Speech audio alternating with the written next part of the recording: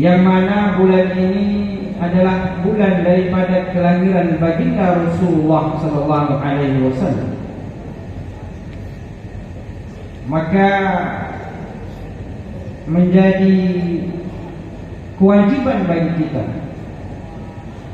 kalau kita mengaku cinta kepada baginda Rasulullah sallallahu alaihi wasallam, maka tentu aktivitas hidup kita harus menjadi aktualisasi.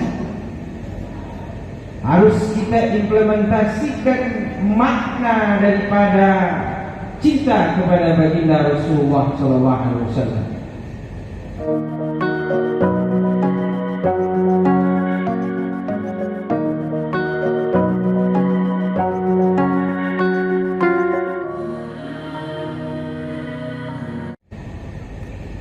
Karena Allah Subhanahu wa taala berfirman, A'udzu billahi minasyaitonir rajim, melalui lisan Nabi sallallahu alaihi wasallam, "Qul in kuntum tuhibbunallaha fattabi'uni yuhibbukumullah." Katakanlah wahai Muhammad, jika kalian mengatakan cinta kepada Allah, maka ikutilah aku, itu baginda Rasulullah sallallahu alaihi wasallam. Dan risalah yang dibawa oleh baginda Rasulullah sallallahu alaihi wasallam adalah risalah yang syamilah, adalah risalah yang paripurna, risalah yang sempurna, baik terkait dengan ketauhidan, terkait dengan muamalah, terkait dengan keluarga, terkait dengan kehidupan berbangsa dan bernegara. Andaikan kita ingin mengaplikasikannya secara keseluruhan, maka insyaAllah hidup kita akan menjadi berkah, keluarga kita akan menjadi berkah, negeri kita pun juga menjadi berkah. Sidang jemaah yang dimuliakan Allah Subhanahu wa taala. Dari sisi ketauhidan,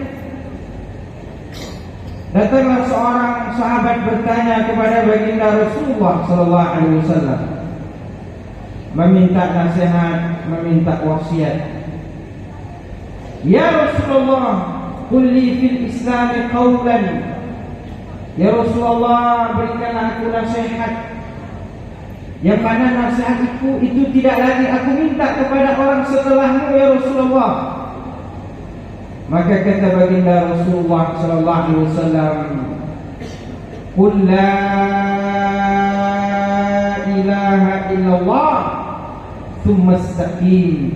Katakanlah la ilaha illallah dan istiqamah dengan kalimat itu.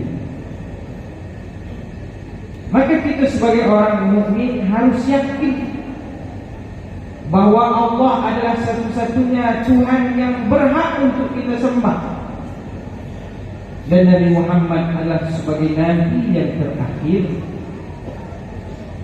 Maka dengan demikian, insyaAllah dari segi ketauhidan kita selamat.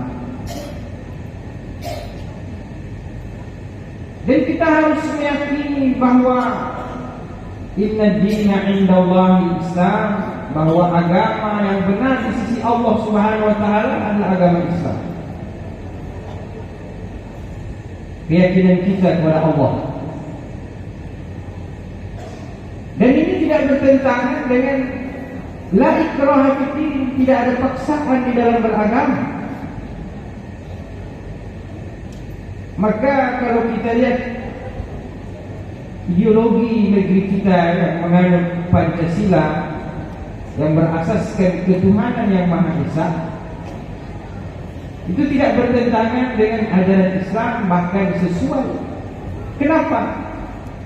Karena kita diwajibkan untuk meyakini sebagai pemeluk agama Islam, kita wajib meyakini bahwa agama yang benar di sisi Allah adalah agama Islam.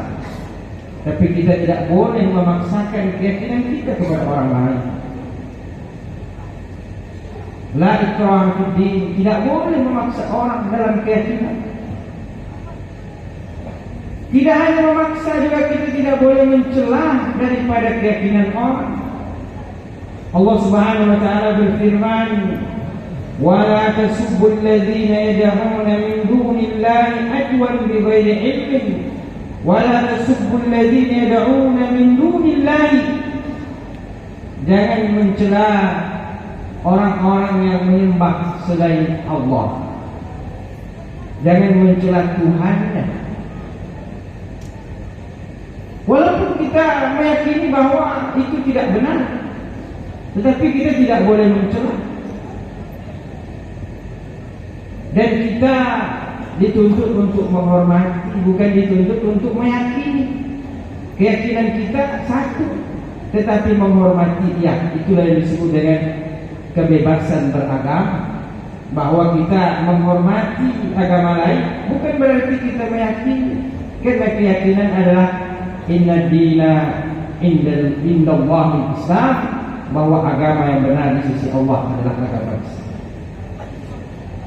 Maka dengan kita berpegang teguh terhadap kalimat ini, insyaAllah sebagai pembuktian akan cinta kita kepada baginda Rasulullah SAW, disertai dengan turunan makna daripada akidah yang diajarkan oleh para guru-guru kita, yang diajarkan oleh para ulama-ulama kita.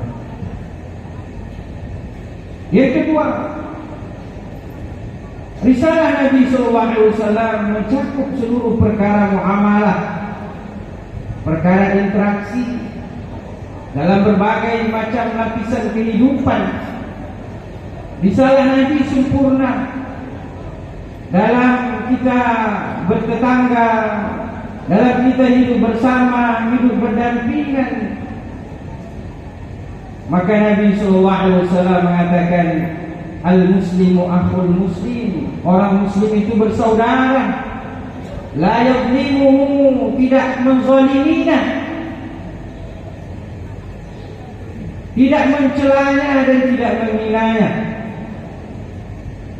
Bahkan kata Nabi SAW, al-muslimu, orang muslim yang sesungguhnya adalah man salimal muslimuna min lisanihi wa yadihi. Itu adalah ketika orang-orang yang berada di sekitarnya selamat orang itu dari celaan lisannya, selamat pula dari gangguan tangannya, dan selamat harta bendanya serta jiwanya. Begitulah Islam mengajarkan kepada kita.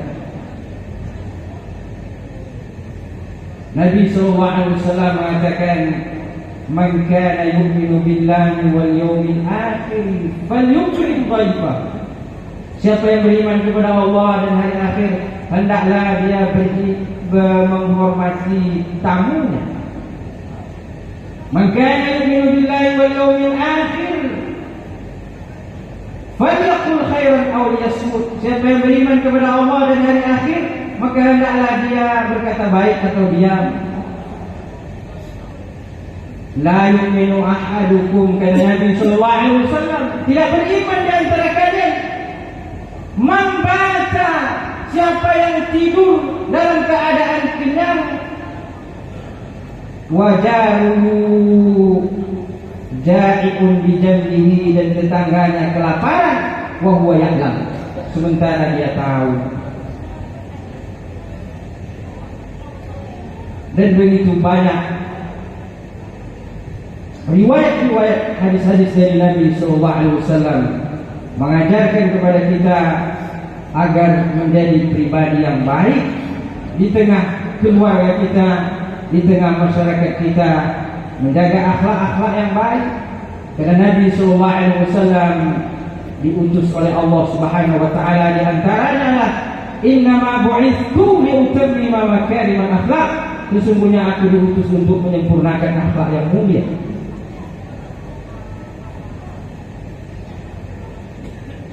Sidang jemaah Jumat yang dimuliakan Allah Subhanahu wa taala, maka Islam mengajarkan kepada kita untuk tidak melakukan hal-hal yang dapat menzalimi orang lain, merugikan orang lain, apalagi menghilangkan nyawa orang lain. Dalam sebuah hadis Nabi SAW mengatakan bahwa Satu jiwa manusia itu lebih mulia daripada Ka'bah, kata Nabi SAW. Satu jiwa orang beriman itu lebih mulia daripada Ka'bah. La zawal dunya ahwanu indi, kata Allah. Hilangnya dunia itu lebih mudah daripada hilangnya nyawa seorang muslim. Menjaga nyawa, begitulah akhlak yang diajarkan oleh baginda Rasulullah SAW. Maka pada hari ini tepat dengan 30 September, yang mana bangsa kita pernah mengalami sejarah kelam oleh ideologi komunisme, dengan alasan, dengan syahwat politiknya, dengan nafsu politiknya, mau dia menghilangkan nyawa.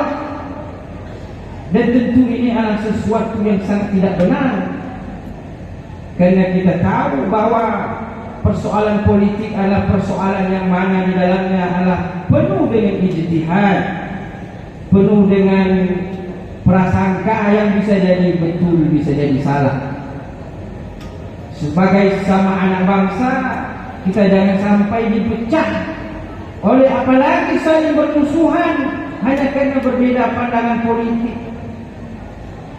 Seringkali karena beda pandangan politik kita mengkafirkan, memunafikkan, apalagi menghilangkan nyawa. Maka kita berharap mudah-mudahan ideologi ini jangan sampai kembali lagi, bahwa para guru-guru kita, para ulama-ulama kita mengingatkan akan bahaya ideologi komunisme ini, karena mau menghilangkan nyawa orang demi nafsu politik. Bukan berarti kebencian, karena kita tidak boleh dendam yang turun-menurun.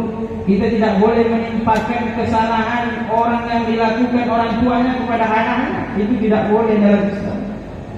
Kesalahan orang ya kesalahan orang, selagi tidak dituruni kesalahan itu. Nah, tetapi karena bahayanya yang begitu dahsyat, betapa banyak orang-orang terbaik generasi-generasi negeri ini yang hilang nyawanya. Para pahlawan kita, para ulama-ulama kita, santri hilang nyawanya. Disebabkan apa? Karena kerakusan dan nafsu politik, mau menghilangkan nyawa. Hal ini jauh, sangat jauh apabila kita mengaplikasikan daripada nilai-nilai yang diajarkan oleh baginda Rasulullah SAW. Nabi SAW jangankan berbeda pemahaman dalam persoalan politik, beda keyakinan, Nabi SAW memberikan jaminan terhadap nyawa, terhadap orang-orang non-muslim yang ada di Madinah. Kata Nabi SAW, "Man adza dhimmiyan faqad adzani." Barang siapa yang menyakiti orang-orang zimmi, orang-orang kafir yang telah dijamin oleh Nabi kehidupannya di Madinah, diberikan kebebasan untuk hidup di Madinah. Siapa yang menyakiti mereka, kata Nabi SAW, faqad adzani, maka sama dengan menyakiti aku, kata Nabi SAW. Ini adalah ajaran yang diajarkan oleh baginda Rasulullah SAW. Allah menjaga daripada nilai-nilai kehidupan, menjaga daripada nilai-nilai kemanusiaan, menjaga nilai-nilai persaudaraan terhadap sesama muslim, sesama anak bangsa.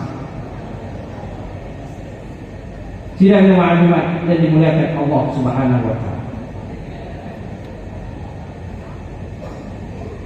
Kemudian kalau kita lihat secara menyeluruh, maka apa yang dibawa oleh baginda Rasulullah SAW adalah sempurna, termasuk dalam setiap aktivitas kehidupan kita, setiap hal yang kita lakukan, kita bisa mengaplikasikan makna cinta kepada baginda Rasulullah SAW. Maka kita mampu menghadirkan dalam setiap detik, setiap menit apa yang kita lakukan, menghadirkan daripada pribadi Rasulullah SAW. Karena Nabi mengajarkan lengkap, dan alhamdulillah sahabat menjaga daripada ajaran Nabi SAW. Maka kita dapat mengaplikasikan bagaimana hidup Nabi di rumah, bagaimana makannya beliau, bagaimana tidurnya beliau, bagaimana keluarnya beliau dari rumah, bagaimana aktivitas beliau di masjid. Alhamdulillah, sahabat Nabi SAW lengkap merangkum itu, lalu kemudian diikuti oleh para tabi'in dan disampaikan oleh ulama-ulama setelahnya, sampailah kepada kita secara turun-menurun bahwa kita dapat mengaplikasikan nilai-nilai kehidupan yang dibawa, yang diajarkan oleh baginda Rasulullah sallallahu alaihi wasallam. Dan ketika kita cinta kepada baginda Rasulullah sallallahu alaihi wasallam, seorang sahabat bersedih, kemudian ditanya oleh baginda Rasulullah sallallahu alaihi wasallam, "Kenapa engkau bersedih wahai sahabatku?" Kata sahabat ini, "Aku bersedih tidak bisa bersama denganmu ya Rasulullah di akhirat kelak, sementara aku sangat mencintaimu ya Rasulullah." Maka kata Nabi sallallahu alaihi wasallam, "Al-mar'u ma'a man ahabba." Seseorang itu bersama dengan orang yang dicintainya. Maka mudah-mudahan pengakuan cinta kita kepada baginda Nabi sallallahu alaihi wasallam membawa kehidupan kita, mengaplikasikan, mengimplementasikan terhadap pengakuan kita itu terhadap apa yang kita lakukan. Karena kalau hanya mengaku tidak membuktikan, itu adalah kebohongan. Maka kita berusaha untuk mengaplikasikan apa yang kita akui terhadap lisan kita, bahwa kita cinta kepada baginda Rasulullah SAW, kita aplikasikan dalam kehidupan kita, baik secara pribadi, secara keluarga, secara masyarakat, dan kehidupan berbangsa dan bernegara.